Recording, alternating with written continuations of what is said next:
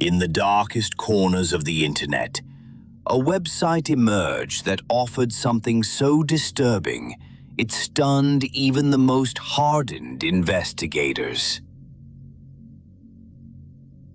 Behind it was a man, once a real estate agent in Australia, who vanished, only to reappear in the Philippines as the orchestrator of one of the most horrific underground networks the world has ever seen.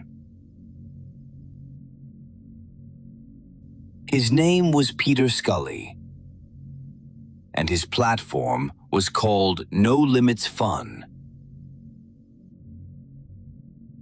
What followed was a trail of indescribable cruelty, encrypted videos, buried truths, and global silence from those who paid to witness the unthinkable. This is the true story of a monster who hid behind a smile and the digital empire built on pure human suffering.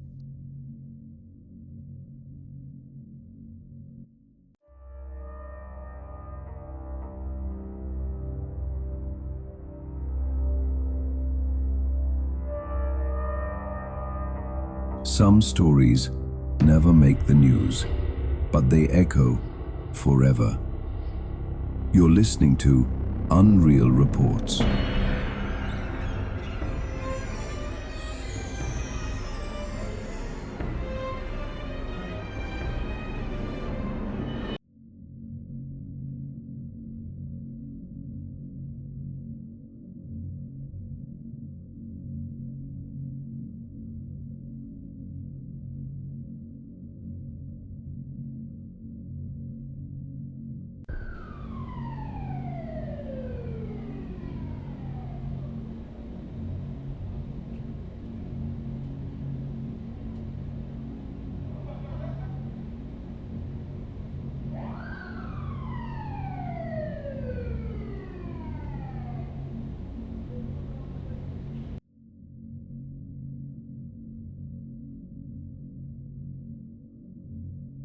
In the sprawling suburbs of Melbourne, Australia, Peter Gerard Scully looked like any other middle-class man. Born in 1963, he had the appearance of a sharp businessman. Slicked hair, collared shirts, and a quiet demeanor that rarely raised suspicion. But beneath the surface of this ordinary exterior, Scully was already laying the groundwork for something that would one day be called one of the most horrifying crimes of the digital age. He would become known not just as a predator, but as a producer of pain. Before the headlines, before the dark web infamy, Peter Scully was a con man, and a good one. In the early 2000s, he launched what appeared to be a legitimate property investment scheme in Australia, the Scully Development Corporation. It promised low-income housing options for struggling families, complete with glossy brochures, legal-looking contracts, and smiling photos of happy customers. People believed him. He was persuasive, the kind of man who could make you feel like he was doing you a favor. In reality, it was a sophisticated scam. Scully took deposits from dozens of hopeful families and disappeared with their money.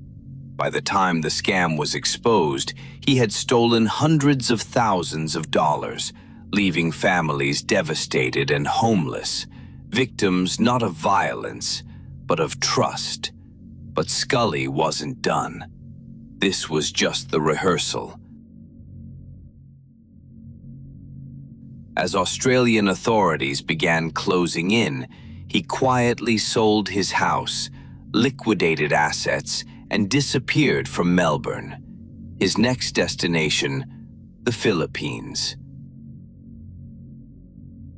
Why the Philippines?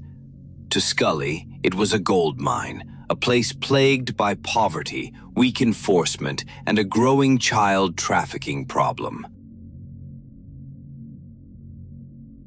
In cities like Davao, Cagayan de Oro, and Butuan, thousands of children lived on the streets, abandoned, forgotten, vulnerable. To most, it was a crisis. To Scully, it was opportunity.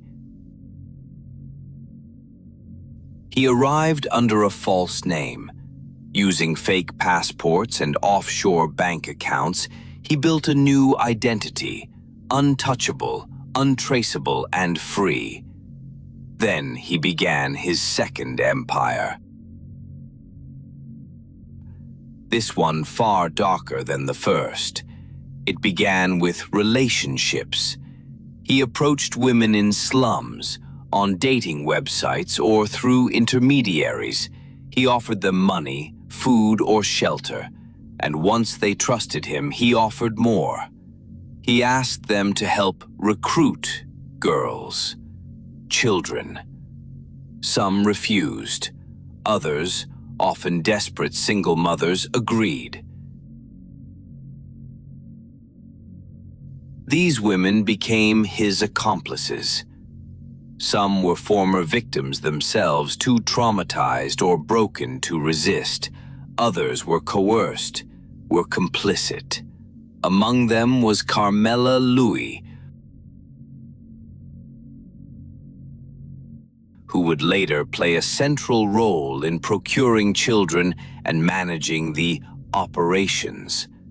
Together, they developed a sick, systematic process.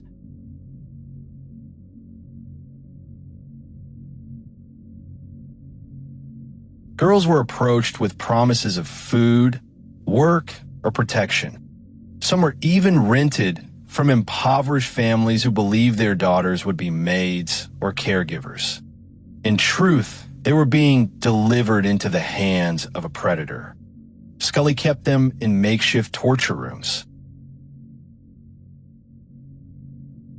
In some cases, inside rented homes with blacked-out windows. In others, inside underground chambers. One girl was found shackled beneath a trapdoor, starved and beaten. And yet, this wasn't the worst of it.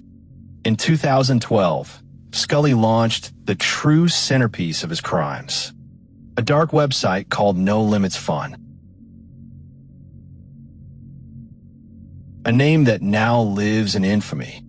It was a pay-per-view hell, accessible only through encrypted networks, paid in Bitcoin, and hidden behind layers of anonymity.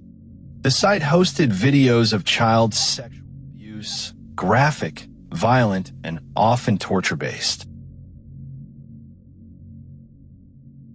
But what made it unique was the customization. Customers could request what they wanted to see. A girl being whipped, a child being gagged. A specific age, a specific theme. If you paid enough, Scully would film it. And he did, with clinical precision. One video, in particular, became the center of global horror.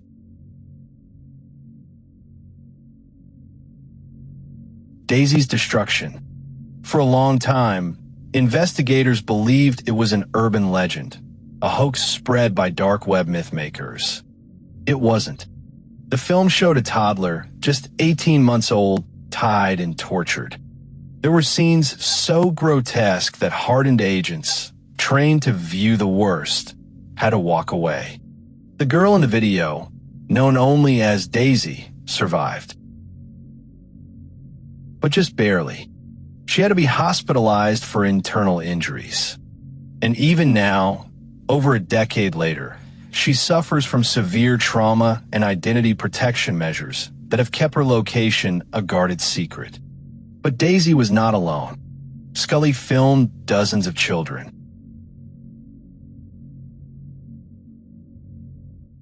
He forced them to act out horrific scenes, often with adult accomplices.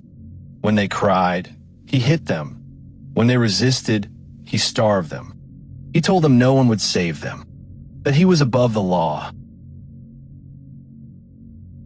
He kept detailed records, names, dates, Bitcoin addresses.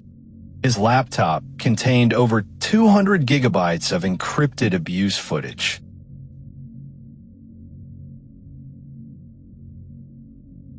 He even developed his own code system to label and categorize each victim. They were not girls. They were projects. Some victims were forced to dig their own graves. Two sisters, just 9 and 12, were later found buried beneath a rented home in Surigao.